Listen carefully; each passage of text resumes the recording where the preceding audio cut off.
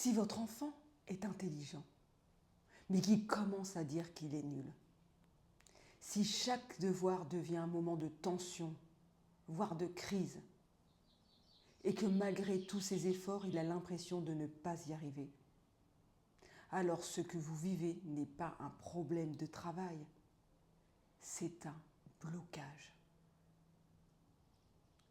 Peut-être que vous le voyez déjà. Il évite les devoirs. Il se décourage rapidement. Il se compare aux autres. Il dit « je n'y arriverai jamais ». Et vous, vous essayez de l'aider. Vous expliquez. Vous encouragez. Vous cherchez des solutions. Mais rien ne change vraiment. Et au fond, vous commencez à vous inquiéter. Vous voyez votre enfant perdre confiance. Vous le voyez se refermer et parfois abandonner avant même d'essayer. Et ça, c'est très difficile à vivre en tant que parent. On se sent impuissant. On culpabilise. On se demande si on a fait les bons choix. Moi aussi, j'ai été confrontée à ça. J'ai été informaticienne pendant 20 ans. Et mon autre activité était d'aider les enfants.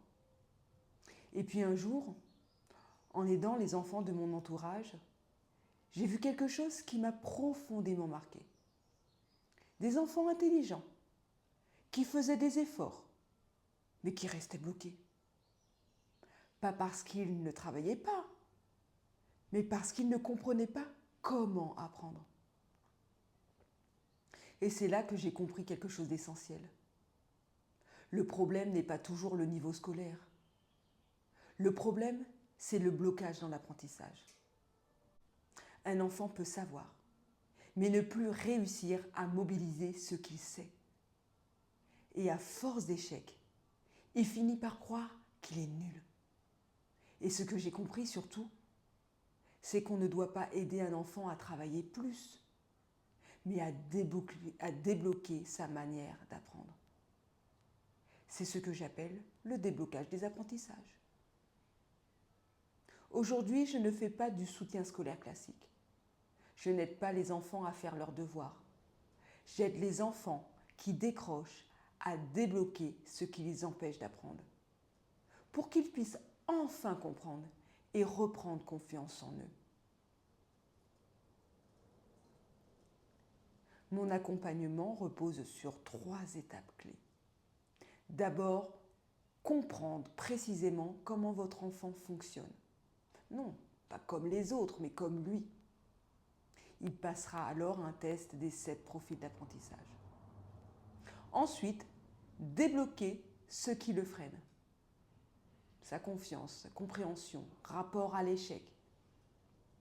Et enfin, reconstruire des bases solides pour qu'il puisse avancer seul durablement.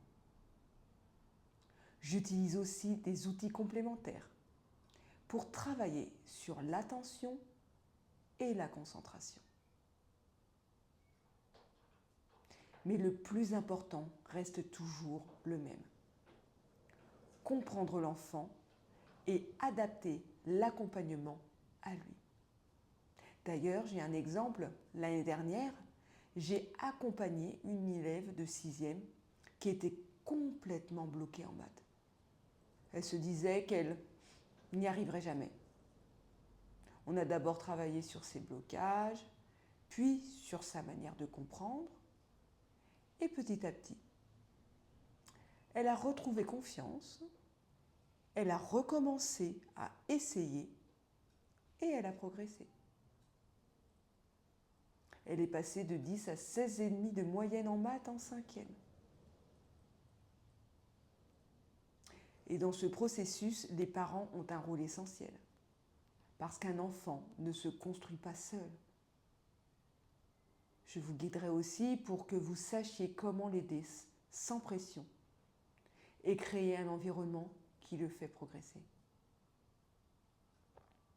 L'objectif n'est pas seulement qu'il ait de meilleures notes, c'est qu'il arrête de se sentir nul, qu'il retrouve confiance en lui et qu'il redevienne un enfant qui avance. Parce qu'un enfant qui comprend redevient un enfant qui croit en lui. Si vous sentez que votre enfant est en train de décrocher, je vous propose un bilan personnalisé pour comprendre comment il travaille aujourd'hui et voir si je peux l'aider. Je ne prends qu'un nombre limité d'enfants. Chaque accompagnement est entièrement personnalisé. Vous pouvez réserver ce bilan juste en dessous de cette vidéo.